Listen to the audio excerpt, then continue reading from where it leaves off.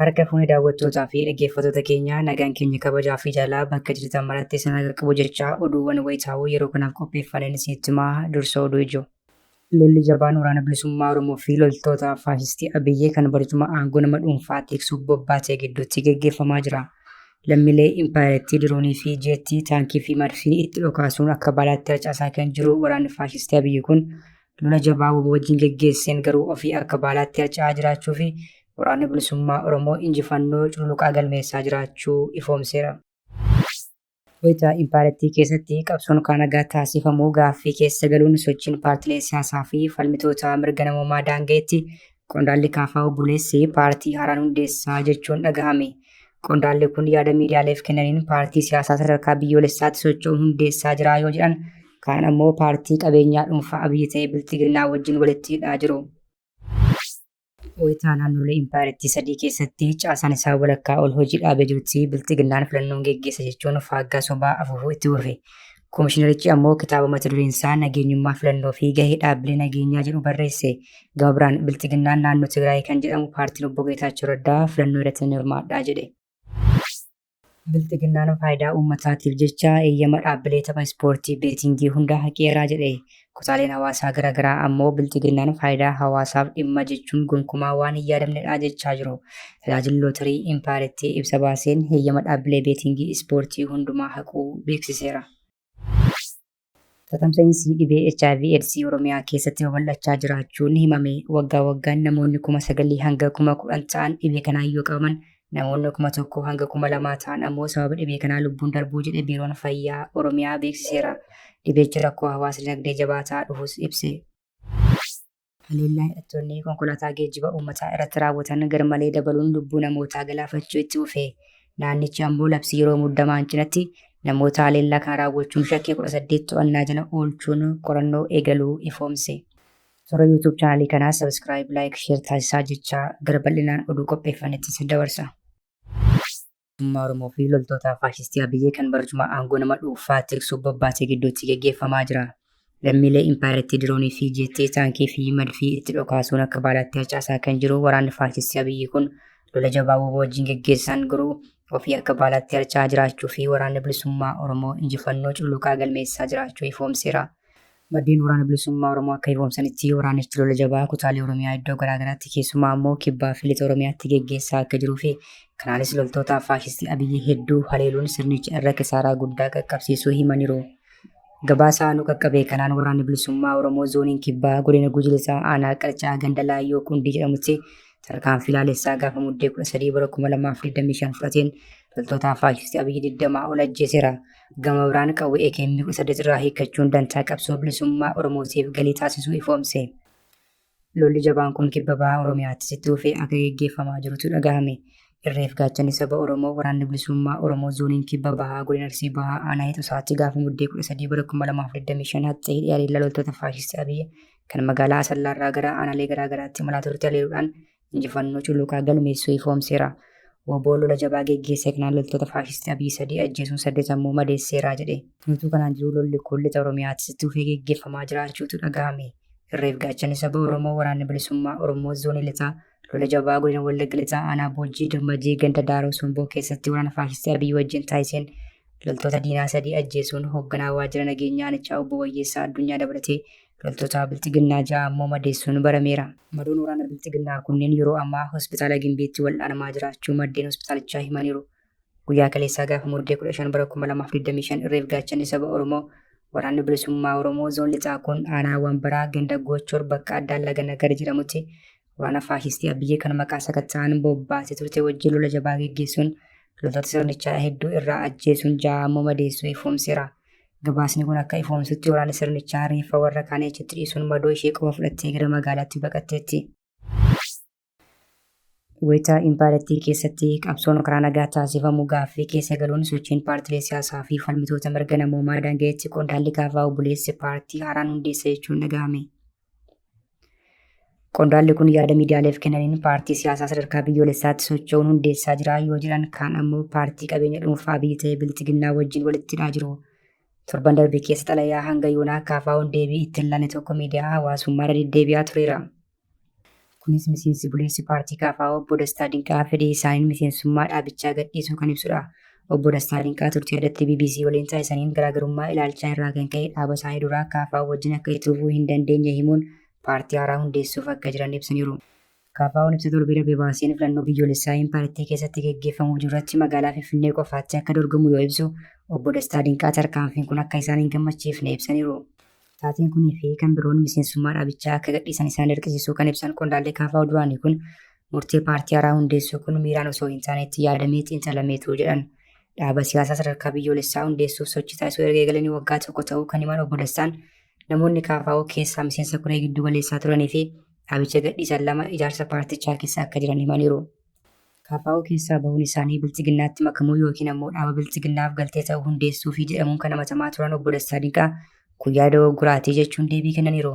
Paartiin paartii geggeessaa jiru keessa seenuu guyyaa tokkoyyuu yaadee hin beeku kan jedhan namni siyaasaa kun sichitti bilchiginnaatti makamuu hin karoorsu jedhaniiru. Kaayyoon ijoo paartii haaraa hundeessaa jiranii heerummaan lafa akka qabatuu fi olaantummaan seeraa akka mirkanaa'u gochuu akka ta'e obbo Dastaa Dinqaa himaniiru. Paartii keessatti namoonni karaa nagaa qabsaa'anii fi gaaffii mirgaa gaafatan ajjeefamaa, hidhamaa, hiraarfamaa fi biyya ari'atamaa jiru. Qondaallee ABO obbo Battee Urgeessaa gaaffii mirgaa karaa nagaa waan gaafateef qofa haala suukkanneessaan ajjeefame. Deetaan ministeera nagaa duraanii fi miseensi caffee Oromiyaa obbo Taayyee Danda'a ajjeechaa suukkanneessaa qaama mootummaa ofiin jedhuun raawwatamu waan saaxilee qofaa fedhan itti murtaa'e. Waajjiraaleen ABO fi KFO magaalaa Finfinnee ala jiran guutummaatti cufaa jiru. Impaayera kun hundi ta'aa jiru keessatti obbo Dastaa Dinqaa paartii siyaasaa haaraa hundeessan kana akkamittiin hawaasa biraan ga'u kan jedhu gaaffii guddaadha. Wayitaa naannolee impaayera sadii keessatti caasaan isaa walakkaa wal hojii dhaabee jirutti bilchiginnaan filannoon geggeessaa jechuun faaggaa sobaa afuufuu itti fufe. Komishinarichi ammoo kitaaba mata dureen isaa nageenyummaa filannoo fi gahee dhaabbilee nageenyaa jedhu barreesse. Gama biraan bilchiginnaan naannoo Tigraay kan jedhamu paartiin obbo Geetaachoo Raddaa filannoo irratti ni hirmaadha jedhe. Impaaretii keessatti bahanii galuun erga yaaddoo ta'aa dhufee bubbuleera. Keessumaa ammoo Oromiyaa, Amaaraa fi Tigraay keessatti lafti harki caalaan to'annaa sirna abbaa irree bilchiginnaa ala ta'uun filannoo biyyoolessaa ololamaa jiru akka hin geggeeffamneef agarsiistuudha jedhama. Bilchiginnaa qofaa dorgomuun qofaa injifachuu akka baree baranas nan geggeessa jechaa jira. Diraamaa maqaa filannoon geggeessan kana milkeessuuf ammoo dhaabbileen nageenyaa fi tasgabbii qophii eegalaniiru jechuun Komishinariin Jeneraal Poolisii Federaalaa Dammallaash Gabra Mikaa'el himaniiru. Kitaabni ajaja waliigalaa qajeelcha poolisii naannoo Amaaraa Dr. Komishinar Zalaaleen Mangistiin mata duree nageenyummaa filannoo fi gahee dhaabbilee nageenyaa jedhuun barraa'ee guyyaa kaleessaa eebbifameera jedhame. Saganticha irratti Taamaajor Shuumii itti aanaa humnoota waraanaa Jeneraalaa Abaabuu Taaddasaa, hooggantoonni olaanoon mootummaa, abbootiin amantaa, abbootiin gadaa fi keessummoonni biroon argamaniiru. Qondaaltonni bilchiginnaa hojiitti jira jechuu fi maallaqa saamuuf kitaaba hatanii maxxansuu itti dhufaniiru. Kunis muummicha ministeeraatiin baatii kan jalqabame yoo ta'u, torban darbee keessaa ammoo Jeneraal Baacaa Dabalee kitaaba hatan tokko eebbisiisaniiru jedhame. Kaleessas qondaaltichi bilchiginnaa biraan kitaaba eebbisiisuutu himame. Kunis kisaaraa dirree lolaatti isaarra gahaa jiru haguuguu fi maallaqa saamuuf akka ta'e gama namumaan himamaa jira. Gama biraan filannoo fakkeessaa jedhamu kanatti bilchiginnaa Tigraay kan jedhamu paartiin obbo Geetaachoo Raddaa faana dorgomaa jechuun dhagahame. Boordiin filannoo impaaretii beekamtii paartii siyaasaa TPLF erga mulqee booddee humnoota ittisaa Tigraay fi bilchiginnaa gidduutti wal gaarreeffannaa guddaatu jira. Bilchiginnaanis garee hidhattootaa humna nagaa Tigraay jedhaman naannoo Affaar keessatti leenjisuun Tigraayin haleeluuf qophii erga eegalee bubbuleera. Kun utuu kanaan jiru paartiin obbo Geetaachoo Raddaa simirratti filannoo irratti nan dorgomaa jechuun ijoo dubbiseera. Sababni isaas paartichi magaalaa Finfinnee irratti bahee sochii taasisuu kan hin dandeenye yoo ta'u, akkamittiin naannoo Tigraay dhaqee dorgomaa kan jedhu gaaffii guddaa kaaseera. Paartichi beekamtii seera qabeessa boordii filannoo biyyoolessaa argateen walgahii jalqabaas geggeesseera. Waltajjicha irratti paartichi hojiilee baatiiwwan ja'an darbee hojjete gamaaggamuun ajandaalee garaagaraa irratti kan mari'atu ta'uu miseensi koree hojii raawwachiiftuu paartichaa fi hoogganaan miidiyaaf kominikeeshinii obbo Birhaan Gabrayyesuus dubbataniiru. Qophii haalduree filannoo biyyoolessaa torbaffaan ajandaalee qaban keessaa tokko ta'us kaasaniiru. Haaluma kanaan kaadhimamtoota filannoo irratti hirmaataa filachuu fi duula filannoo geggeessuuf qophii ta'uu isaanii ibsan. Naannoo Tigraay keessa rakkoon nageenya jiraatus uummanni qaama nama hooggana jedhee karaa nagaan akka filatu paartichi gahee isaanii bahataa jedhan. Diraamaa bilchiginnaan geggeessuu dhuma kan hin qabne ta'us kan filannoo kun garuu haalaan qeeqamaa jira. Bilchiginnaan faayidaa uummataatiif jecha heeyyama dhaabbilee tapha ispoortii beetingii hunda haqeeraa jedhe. Kutaaleen hawaasaa garaagaraa ammoo bilchiginnaan faayidaa hawaasaaf dhimma jechuun gonkumaa waan hin yaadamnedha jechaa jiru. Tajaajilootni impaaretii ibsa baaseen heeyyama dhaabbilee beetingii ispoortii hundumaa haquu beeksiseera. Bilchiginnaan caasaa hannaa isaa seektaroota garaagaraa keessatti bobbaasuun qabeenya uummataa saamaa fi saamsisaa akka jiru ni beekama. Caasaalee kana keessaa tokko kan ta'e dhaabbileen tajaajila beetingii kennan kisaaraa guddaa qaqqabsiisuun namoonni hedduun to'annaa jala ooluun torban darbe keessa gabaafamaa tureera. Amma ammoo bilchiginnaan heeyyamni dhaabbilee beetingii guutummaatti akka irraa kaawwaman baasuun ifoome. Sababni isaas gama dijitaalaan qofa bira kana impaayirtiin maallaqa birrii biliyoona 1.3 kassaruu The Reporter gabaaseera. Murtoon darbee kun dhaabbilee tapha ispoortii hojiirra jiranii fi kanneen kanaan dura dhorkama irratti akka hojiirra oolu ibseera. Qorannoon adeemsa irra jiru kun hojimaanni seera maleessaa damicha keessatti babal'achuu, waliigaltee heeyyamaa kabajuu dhabuu fi daddabarsitoonni maallaqaa nageenya biyyaalessaaf yaaddoo ta'uu eere. Dhaabbileen ispoortii fi qopheessitoota ispoortii muddee 6 bara 2018 akka lakkoofsa Habashaa irraa eegalee qaamaanis ta'ee qama dijitaalaa yookiin haala biraatiin tapha ispoortii taphachiisuun hundumtuu sochii isaanii akka adda kutuu qaban tajaajilichi ibseera.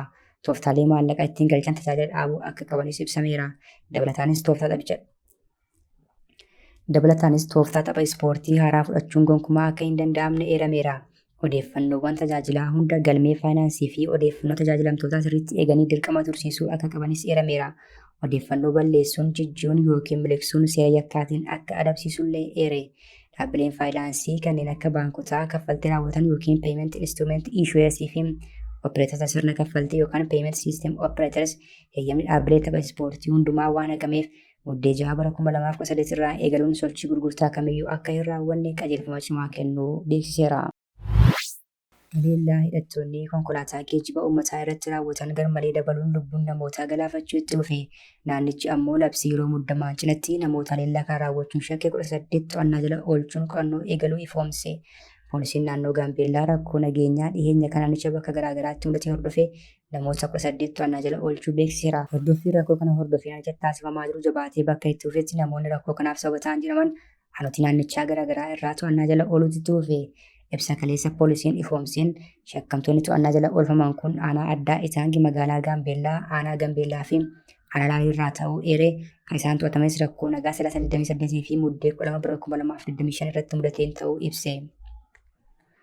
Ogulaa Ujuluu Komishinarri Komishinii Poolisii Gaambeellaa shakkamaan tokko taatee jimaata darbe aanaa addaa Itaan keessatti mudateen to'atamuu fi kaan namoonni 3 ammoo dilbata muddee 7 bara 2025 taatee Tarbam aanaa Itaangi keessatti mudatee tureen to'atamuu iban.